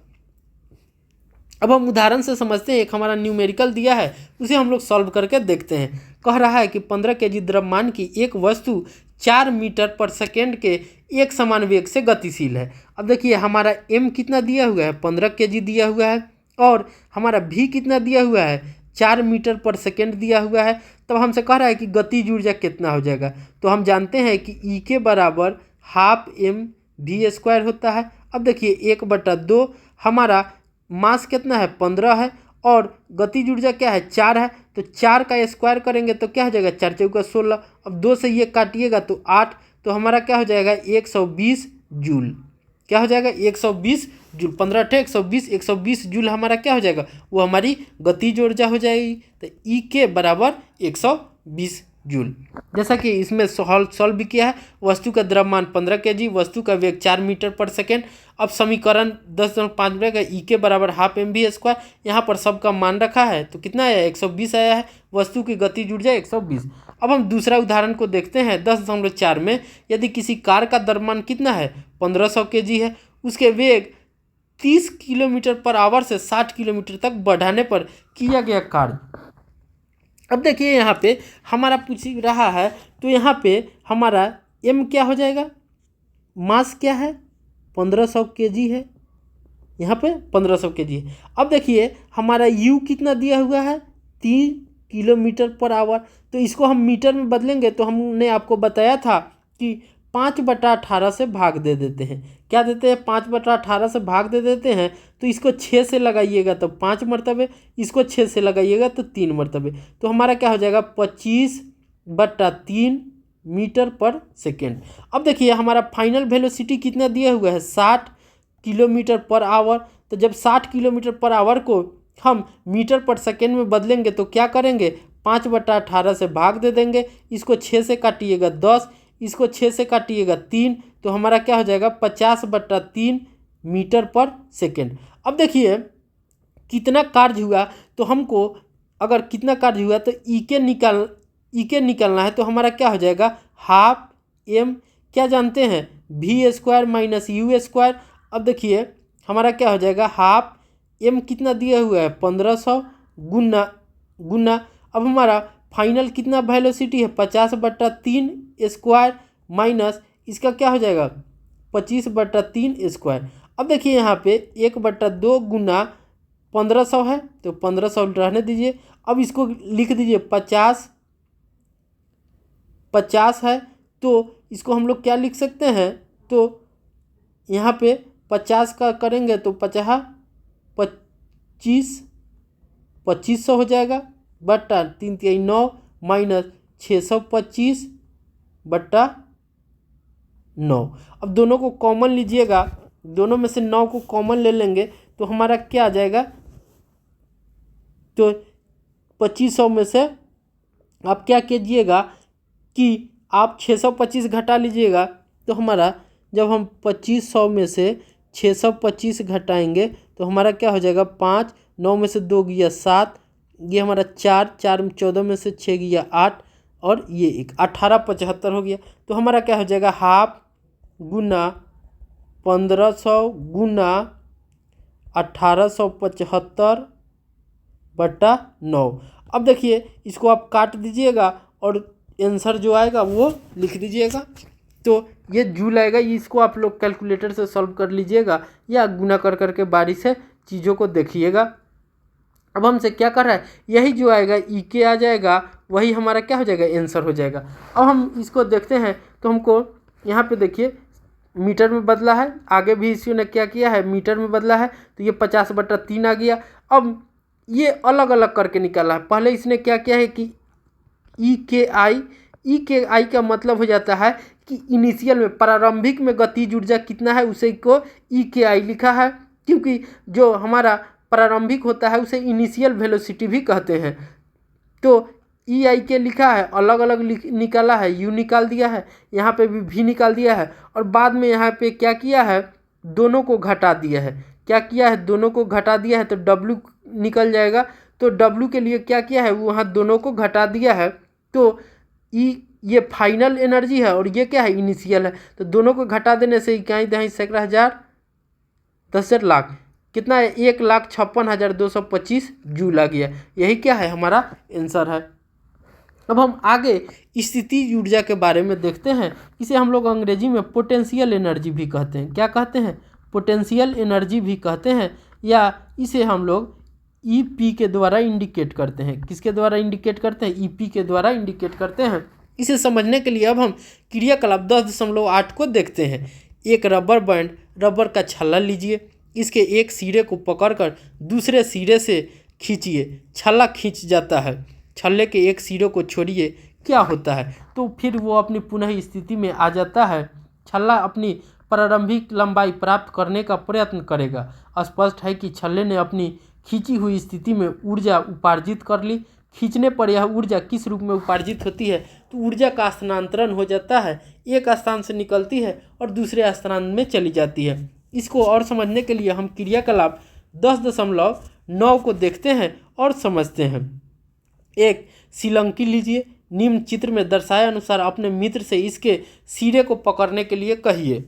आप दूसरे सिरे को पकड़िए तथा अपने मित्र से दूर चले जाइए। अब आप श्रीलंकी को छोड़ दीजिए, क्या होता है, खींचने पर श्रीलंकी ने किस प्रकार ऊर्जा उपार्जित की, क्या संपीड़ित करने पर श्रीलंकी ऊर्जा उपार्जित करेगी, तो संपीड़ित करने पर फिर वो पुनः अपनी स्थिति में आना चाहती है और कंप्रेस हो जाती है। संपीड़ित का मतलब कि जब ये फैला है तो ये इधर से और ये इधर से ऊर्जा लगाएंगे और ये आपस में जो होता है वो संपीड़ित होना चाहती है। अब हम आगे क्रियाकलाप 1.0 को देखते हैं। एक खिलौना कार लीजिए, इसमें चाबी भरिए, कार को जमीन पर रखिए, क्या ये चलती है, इनसे ऊर्जा कहाँ से उपार्जित की, क्या उपार्जित ऊर्जा चाबी द्वारा भरे गए लपेटने की संख्या पर निर्भर है, तो हाँ, क्योंकि वो लपेटने की संख्या जितनी अधिक रहेगी गाड़ी उतना ही दूर जाएगी, अगर कम होगी तो गाड़ी कम दूर ट्रेवल करती है। आप इसकी कैसे जांच कैसे कर सकते हैं। अब हम आगे क्रियाकलाप 10.11 को देखते हैं। किसी एक वस्तु को एक निश्चित ऊंचाई पर उठाइए, वस्तु पर कार्य कर सकती है, छोड़ने पर यह नीचे गिरने लगती है। इसका अर्थ है कि इसने कुछ ऊर्जा उपार्जित कर ली। अधिक ऊंचा उठाने पर यह अधिक कार्य कर सकती है और इस प्रकार इसमें अधिक ऊर्जा विद्यमान हो जाती है। इसे ऊर्जा कहाँ से प्राप्त होती है, सोचिए और विचार विमर्श कीजिए। उपरोक्त इस परिस्थितियों में वस्तु पर किया गया कार्य के कारण इसमें ऊर्जा संचित हो जाती है। तो जब हम किसी वस्तु पर कार्य करते हैं तो उसमें ऊर्जा जो होती है वो संचित हो जाती है, स्टोर हो जाती है। किसी वस्तु को स्थानांतरित की गई ऊर्जा इसमें स्थितिज के रूप में संचित होती है। तो इसमें जो ऊर्जा संचित होती है वो स्थितिज ऊर्जा के कारण संचित होती है और स्थितिज रूप में ऊर्जा उसमें संचित हो जाती है। यदि किसी वस्तु की चाल या वेग में परिवर्तन करने के लिए उपयोग में नहीं आती है, वस्तु कार्य करने के लिए स्थिति प्राप्त कर लेती है। तो वस्तु जो होती है वो कार्य करने के लिए अपनी स्थिति जो होती है वो प्राप्त कर लेती है। जब आप किसी एक रबर बैंड को खींचते हैं तो आप कुछ ऊर्जा स्थानांतरित करते हैं। बैंड में स्थानांतरित की गई ऊर्जा इसमें स्थितिज ऊर्जा के रूप में संचित हो जाती है। किसी खिलौने कार के से चाबी भरते समय आप कार्य करते हैं, इसके अंदर कमानी में स्थानांतरित की गई ऊर्जा स्थितिज ऊर्जा के रूप में संचित हो जाती है। किसी वस्तु द्वारा इसकी स्थिति अथवा विन्यास में परिवर्तन के कारण प्राप्त ऊर्जा जो होती है उसे स्थितिज ऊर्जा कहते हैं। तो स्थितिज ऊर्जा क्या हो जाएगी, तो किसी वस्तु द्वारा इसकी स्थिति अथवा विन्यास में परिवर्तन के कारण जो प्राप्त ऊर्जा होती है वही हमारा स्थितिज ऊर्जा या पोटेंशियल एनर्जी कहलाता है। अब हम आगे क्रियाकलाप 10.12 को देखते हैं। बांस की एक खपची लीजिए, इससे चित्र 10.6 में दिखाए अनुसार एक धनुष बनाइए। इसकी हल की डंडी का एक तीर बनाइए। तीर का एक सिरा धनुष की तानित डोरी पर रखिए। जैसे हम लोग तीर धनुष बनाएंगे और तीर का एक सिरा जो होगा कि धनुष की जो तानित डोरी रहती है, तनी हुई डोरी रहती है, उस पर रखेंगे। अब डोरी को खींचिए और तीर को मुक्त कीजिए। तीर को धनुष से दूर जाते हुए देखिए। धनुष की आकृति में परिवर्तन पर ध्यान दीजिए। धनुष की आकृति में परिवर्तन के कारण इसमें संचित जो स्थितिज ऊर्जा होती है वो तीर को गतिज ऊर्जा प्रदान करती है। तो जो धनुष में संचित स्थितिज ऊर्जा रहती है वही तीर को जो होता है कि गतिज ऊर्जा प्रदान करती है, जिससे तीर गतिशील होकर दूर जा गिरता है। जैसा कि चित्र 10.6 में हम लोग देख सकते हैं। धनुष की तानित डोरी पर रखा ये तीर। तो ये धनुष में जो होता है कि वो हमारा स्थितिज ऊर्जा क्या रहता है, संचित रहता है। स्थितिज ऊर्जा संचित रहता है। यही जो होता है कि इस तीर को गतिज ऊर्जा प्रदान करता है। क्या करता है, तो गतिज ऊर्जा प्रदान करता है। अब हम आगे देखते हैं किसी ऊंचाई पर वस्तु की स्थितिज ऊर्जा। अब हम आगे देखते हैं कि किसी ऊंचाई पर जब हम रहते हैं तो उस समय वस्तु की स्थितिज ऊर्जा क्या रहेगी, तो उस चीज़ों को हम लोग समझते हैं। वस्तु को किसी ऊंचाई पर उठाने में उसकी ऊर्जा में वृद्धि होती है। तो जब हम किसी चीज़ को ऊपर उठाएंगे तो उसको जो ऊर्जा होगी उसमें क्या होती है, वृद्धि होती है। इसका कारण है कि इसको ऊपर उठाने में इस पर गुरुत्वीय बल के विरुद्ध कार्य किया जाता है। इस प्रकार की वस्तु में विद्यमान ऊर्जा उसकी गुरुत्वीय स्थितिज ऊर्जा होती है। भूमि से ऊपर किसी बिंदु पर किसी वस्तु की गुरुत्वीय स्थितिज ऊर्जा को वस्तु को भूमि से उस बिंदु तक उठाने में गुरुत्वीय बल के विरुद्ध किए गए कार्य द्वारा परिभाषित करते हैं। जैसे किसी ऊंचाई पर किसी वस्तु के गुरुत्वीय स्थितिज ऊर्जा के व्यंजक को ज्ञात करना सरल है। अब जैसा चित्र 10.7 में आप देखिए, कोई पिंड है, ये पिंड है, इसको हमने उठाया तो यहाँ h हाइट तक हमने इसको उठाया। तो ये धीरे धीरे जब नीचे गिरती है तो जो बल हमने लगाया तो नीचे से ऊपर की डायरेक्शन में लगाया, लेकिन जब बल नीचे गिरती है तो इसमें जो बल लगेंगे वो क्या लगते हैं, mg लगते हैं। तो ये जो होता है कि वो अपनी ओर नीचे की तरफ खींचता है। तो जो स्थितिज ऊर्जा रहेगी वो क्या होगी, गुरुत्वीय स्थितिज ऊर्जा होती है। तो यहाँ पर देखिए, तो ऊर्जा बराबर हम क्या जानते हैं, Fs। तो यहाँ पर देखिए हमारा F क्या है, mg हो जाएगा, और S क्या है, h है। S जो होता है कि h के बराबर है हाइट के, तो यहाँ पर क्या हो जाएगा, h हो जाएगा। तो हमारा E बराबर EP बराबर क्या हो जाएगा, mgh। EP बराबर क्या हो जाएगा, EP बराबर mgh। यही हमारा फॉर्मूला हो जाएगा। मैंने किसी चीज़ को हम ऊपर उठाएंगे तो अब देखिए हमसे आगे कह रहा है कि एक द्रव्यमान m द्रव्यमान की वस्तु के बारे में विचार कीजिए। मान लीजिए इसे धरती से h ऊंचाई तक ऊपर उठाया गया। ऐसा करने के लिए एक बल की आवश्यकता है। वस्तु को उठाने के लिए एक आवश्यक न्यूनतम बल वस्तु के भार के बराबर अर्थात mg है। वस्तु के इस पर किया गया जो कार्य के बराबर ऊर्जा उपार्जित होगी। मान लीजिए वस्तु पर गुरुत्वीय बल के विरुद्ध किया गया कार्य W है। तब हमारा क्या हो जाएगा, W बराबर क्या हो जाएगा, बल गुना विस्थापन। तो हमने देखा कि हमारा बल क्या था, mg था, और विस्थापन क्या है, h है। तो हमारा W बराबर क्या आया था, mgh। अब हम आगे देखते हैं। क्योंकि वस्तु पर किया गया कार्य mgh के बराबर है, इसलिए वस्तु को mg इकाई के बराबर ऊर्जा उपार्जित होगी। यह वस्तु की स्थितिज ऊर्जा है, EP बराबर mgh। यही हमारा क्या है, तो ये वस्तु की जो होती है वो स्थितिज ऊर्जा होती है। वस्तु की किसी ऊंचाई पर स्थितिज ऊर्जा भूमि तल या आपके द्वारा चुने गए शून्य तल पर निर्भर करता है। तो जो वस्तु स्थितिज ऊर्जा होगी वो भूमि तल पर या जो हम स्थान को चुनेंगे उस पर वो जो होता है कि निर्भर होता है, क्योंकि हाइट जो होता है कि उसी से उसका जो हमारा हाइट है, डिस्प्लेसमेंट है, उसी से चेंज होता है। किसी वस्तु के लिए दी हुई स्थिति के लिए एक तल के सापेक्ष स्थितिज ऊर्जा का कोई विशेष मान हो सकता है और किसी दूसरे तल के सापेक्ष स्थितिज ऊर्जा का कोई दूसरा मान हो सकता है। यह ध्यान देने योग्य बात है कि गुरुत्वीय बल द्वारा किया गया कार्य वस्तु की प्रारंभिक तथा अंतिम स्थितियों की ऊर्ध्वाधर ऊंचाइयों के अंतर पर निर्भर है, न कि उस रास्ते पर जिस पर वस्तु ने गति की है। चित्र 10.8 में ऐसी स्थिति दिखाई गई है जहां एक गुटका स्थिति A से स्थिति B तक दो विभिन्न पथों से पहुंचाया गया है। मान लीजिए ऊंचाई AB बराबर h है, तो दोनों ही स्थितियों में वस्तु पर किया गया कार्य क्या हो जाएगा, mgh होगा, जैसे चित्र हमको 10.8 में दिया है। अब देखिए यहाँ हाइट क्या है, h है, तो बल हमारा नीचे की तरफ क्या लगेगा, mg लगेगा। तो हमारा स्थितिज ऊर्जा EP क्या हो जाएगा, mgh हो जाएगा। यहाँ भी देखिए यहाँ से यहाँ तक की हाइट क्या हो जाएगा, h हो जाएगा। पाथ हमारा कोई भी रहे, इसका डिस्प्लेसमेंट का परिभाषा ही होता है कि दो पिंडों के बीच की जो न्यूनतम दूरी होती है वही हमारा विस्थापन कहलाता है। तो इसकी न्यूनतम जो दूरी होगी वही h होगा, तो इस पर भी बल क्या लगेगा, mg लगेगा। तो हमारा EP क्या हो जाता है, mgh हो जाएगा। अब हम उदाहरण से कुछ प्रश्नों को सॉल्व करते हैं। 10 केजी द्रव्यमान की एक वस्तु को धरती से 6 मीटर ऊंचाई पर उठाया जाता है। अब देखिए हमारा m कितना है, 10 केजी है, तो हाइट कितना है, 6 मीटर है, तो हमारा g कितना हो जाता है, 10 मीटर पर सेकेंड स्क्वायर होता है, या इसका एक्यूरेट मान 9.8 होता है, लेकिन हम अधिकांश क्वेश्चनों में इसको 10 ही मानकर सॉल्व करते हैं। तो हमारा EP जो होता है क्या हो जाएगा, mgh। तो क्या हो जाएगा, 10 गुना 6 क्या हो जाएगा, 600 जूल।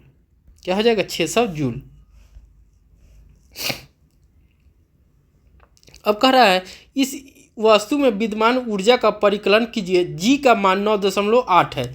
अब यहाँ पर 9.8 माना है, तो हमारा क्या हो जाएगा कि मान लीजिए कि हमारा द्रव्यमान कितना था, 10 था, तो यहाँ पर हम 10 के जगह क्या 9.8, और हमने देखा था कि हाइट हमारा क्या है, 6 मीटर है।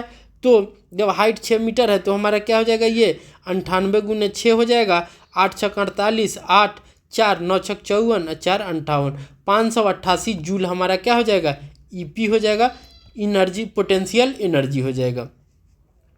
जैसे वस्तु का द्रव्यमान 10 केजी, विस्थापन 6 मीटर, गुरुत्वीय त्वरण 9.8 मीटर पर सेकेंड स्क्वायर। समीकरण 6 में 10.6 में मान रखा है स्थितिज ऊर्जा का mgh, m के जगह 10, g के जगह 9.8 मीटर पर सेकेंड और मीटर के जगह 6।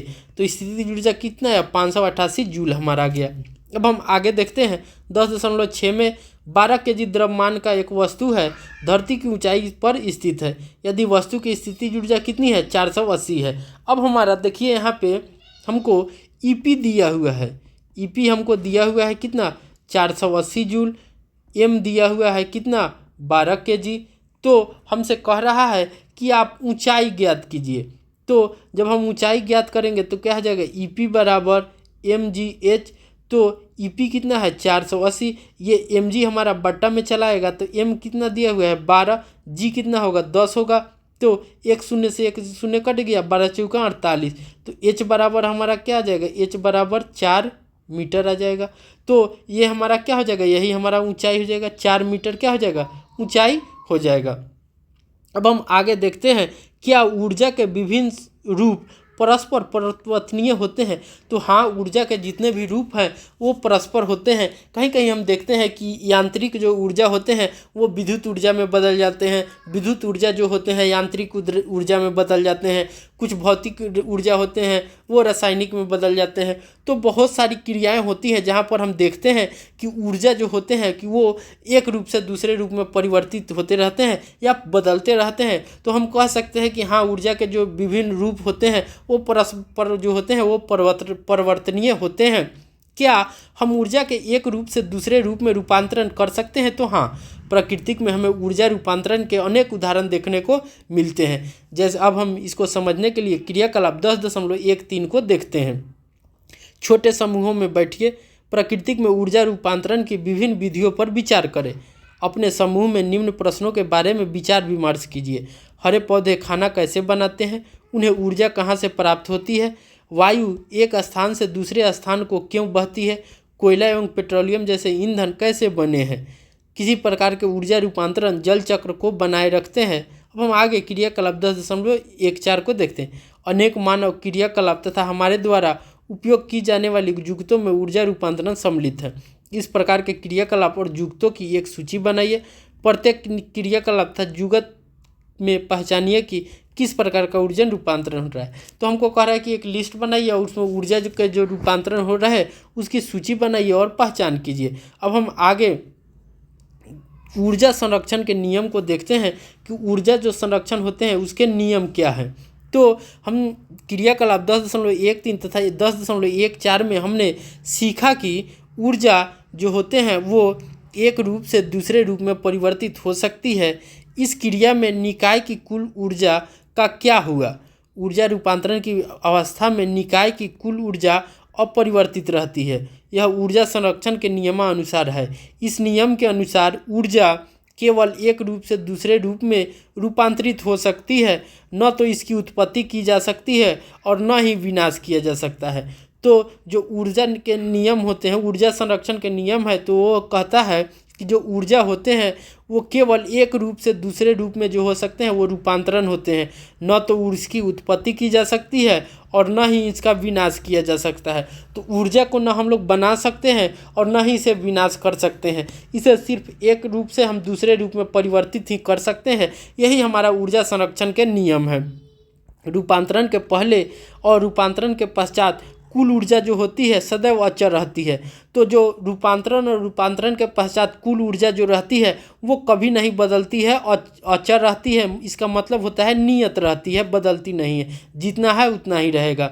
ऊर्जा संरक्षण का नियम प्रत्येक स्थिति तथा सभी प्रकार के रूपांतरों में मान्य है।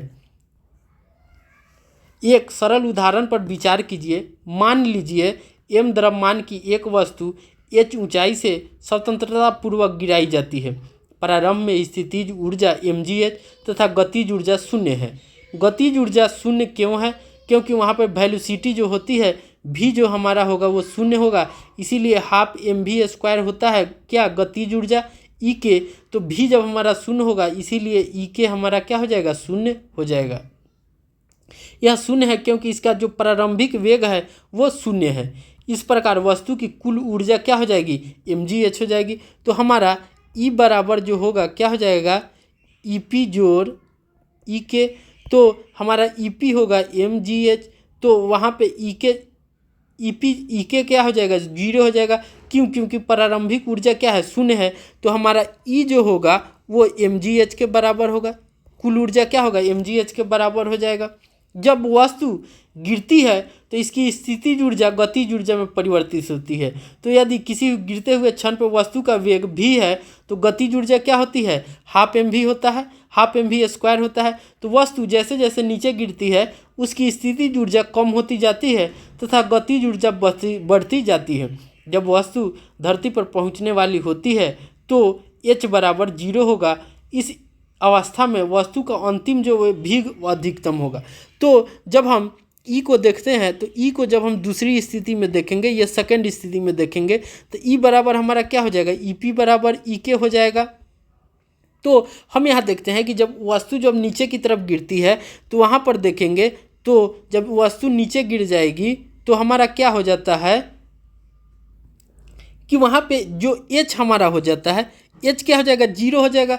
क्यों? क्योंकि उसको कोई हाइट ही नहीं है, शून्य है। तो यहाँ पे हमारा ई पी जो होगा वो क्या हो जाएगा, जीरो हो जाएगा। तो ई के बराबर क्या हो जाएगा, हाफ एम वी स्क्वायर हो जाएगा, half M V square.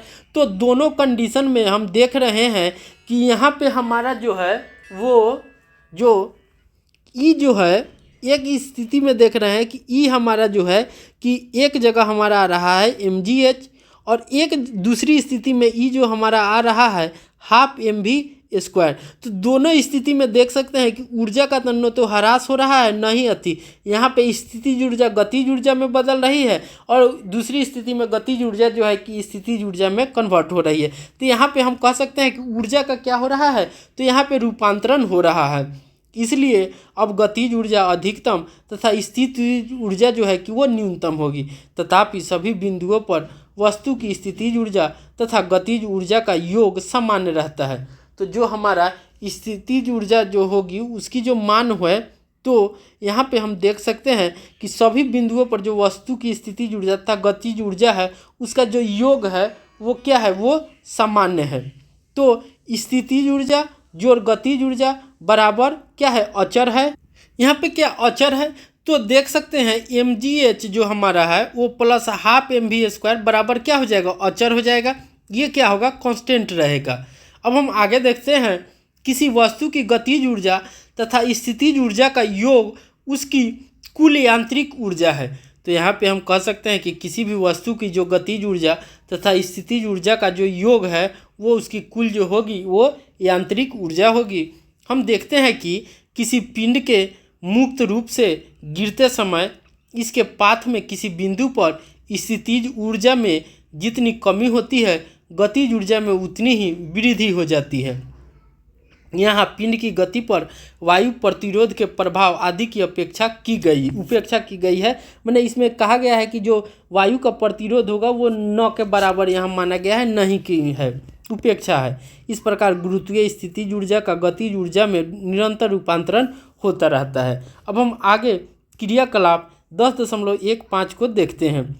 20 KG द्रव्यमान का कोई पिंड 4 मीटर की ऊंचाई से मुक्त रूप से गिराया जाता है। निम्न सारणी के अनुसार प्रत्येक स्थिति में स्थितिज ऊर्जा तथा गतिज ऊर्जा की गणना करें। तो हम देख सकते हैं, मान लीजिए एम हमारा क्या है, 20 केजी है, हाइट क्या है यहाँ पे 4 मीटर है। तो हम जब ईपी निकालेंगे पोटेंशियल एनर्जी तो क्या हो जाएगा, mgh हो जाएगा। तो क्या हो जाएगा 20 गुना 10 गुना 4 क्या हो जाएगा, यहाँ 4 दूना 8, 800 जूल। जबकि अब यहाँ देखिए इसी अब गतिज ऊर्जा की हम गणना करेंगे तो हमारा क्या हो जाएगा, हाफ एम वी स्क्वायर। तो यहाँ हाफ, अब देखिए m क्या हो जाएगा 20 ही रहेगा। यहाँ वेलोसिटी देखिए कि जब गिरेगा तो गतिज ऊर्जा क्या हो जाएगी, तेज रहेगी। यहाँ गतिज ऊर्जा क्या रहेगी, सबसे तेज रहेगी।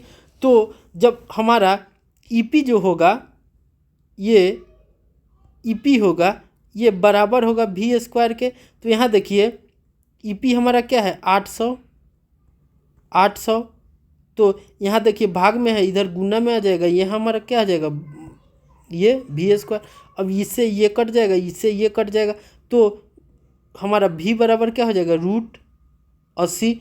अब इसको आप निकालिएगा तो 280 को निकालेंगे, 240, 220, 210, 25, तो 2 दूना 4 क्या हो जाएगा हमारा 4√5।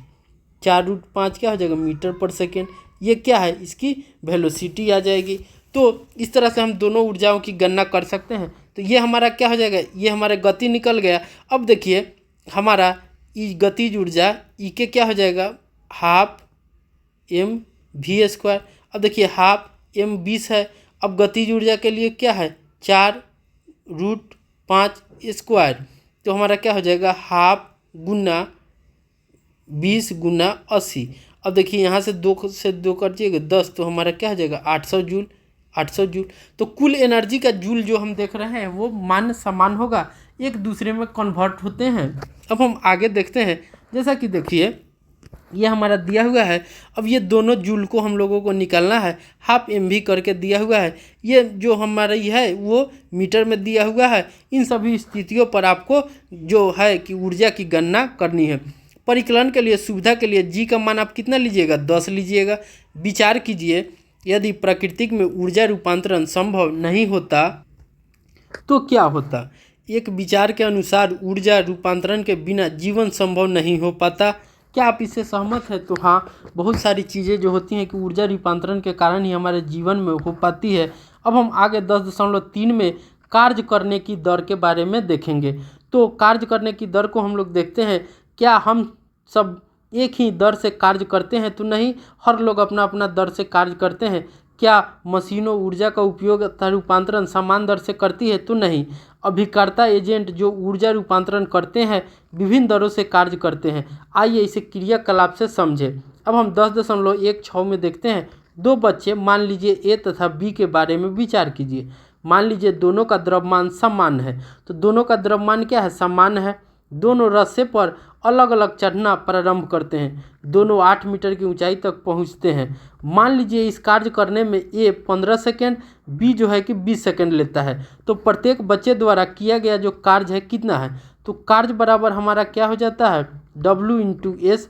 तो देखिए यहाँ पे हमारा m जो था कि दोनों में सेम है, तो m और a क्या है, एक्सेलरेशन है। तो यहाँ पे हमारा जो होता है वो कार्य A/S हो जाएगा। तो जो कार्य होगा वो क्या हो जाएगा, MAS।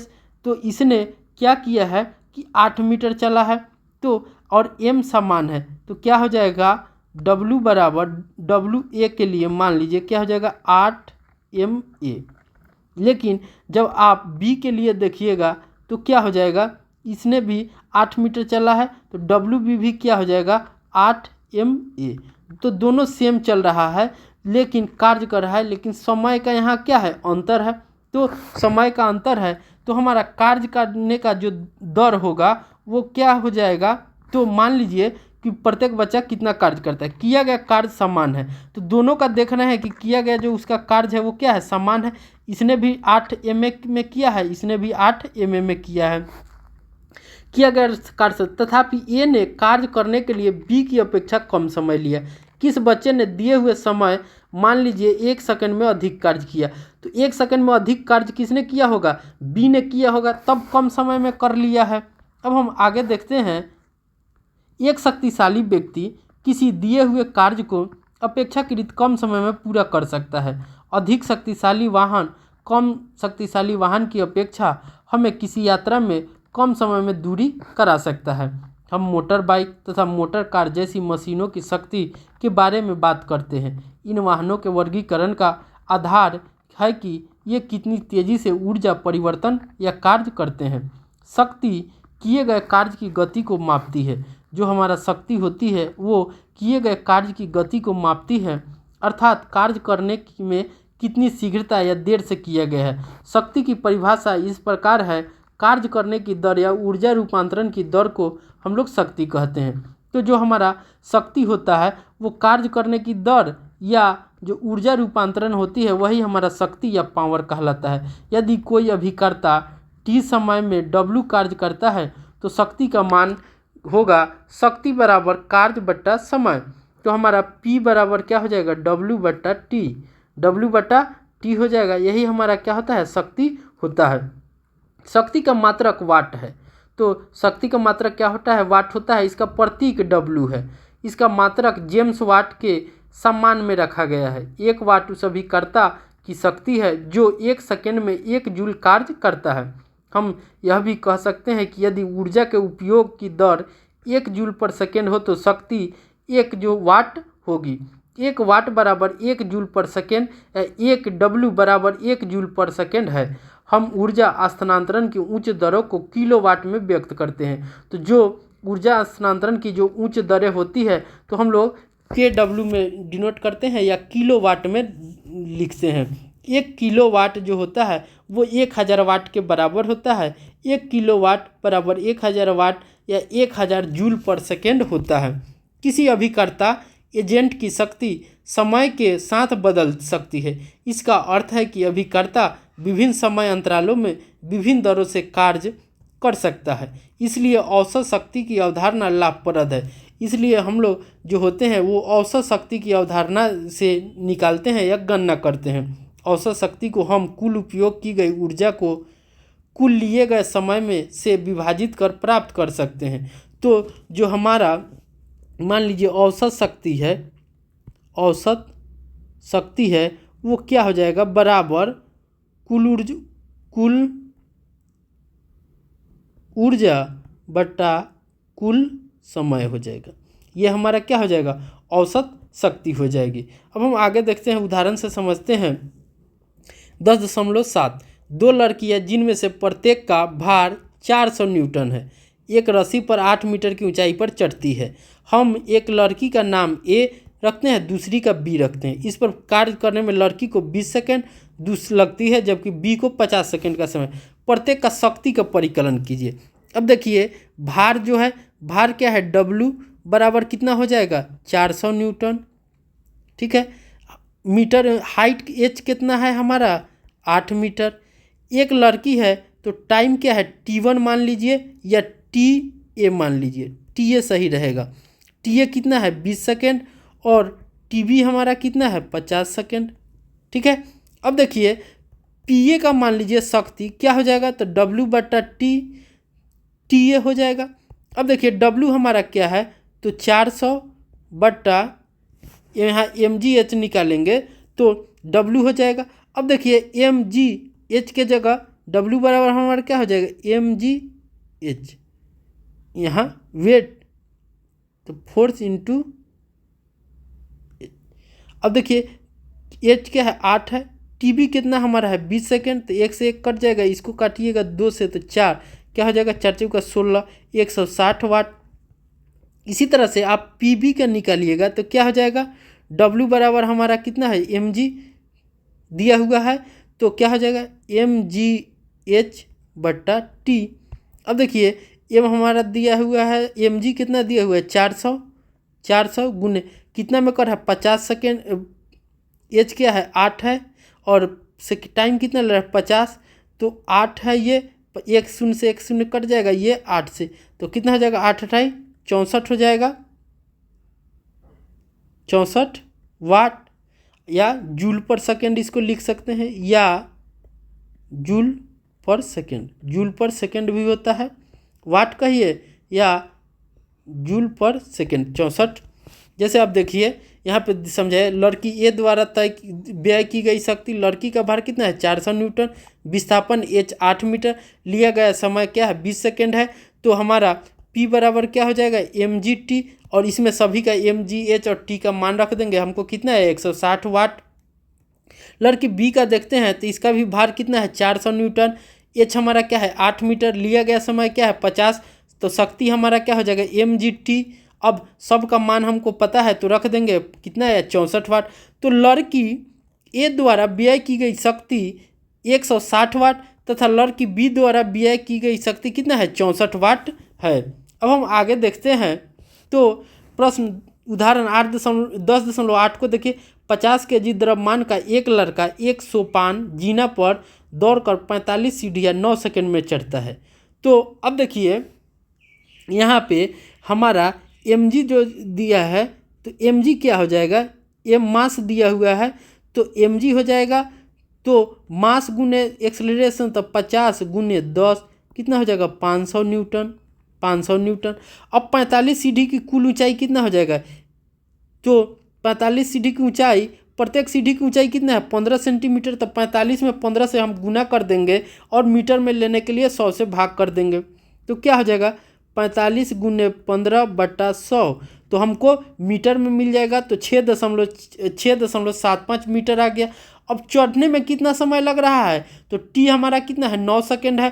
तो हम जानते हैं P हमारा क्या होता है, P बराबर mght होता है। अब सब का मान हमको पता है, 500 न्यूटन गुना 6.75 बट्टा 9।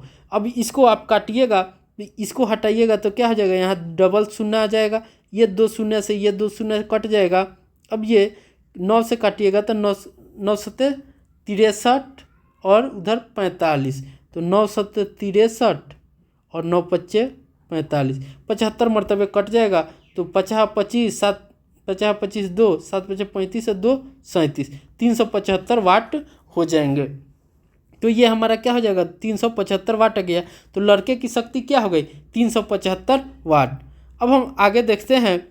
इस तरह से हमारा अध्याय 9 समाप्त 10।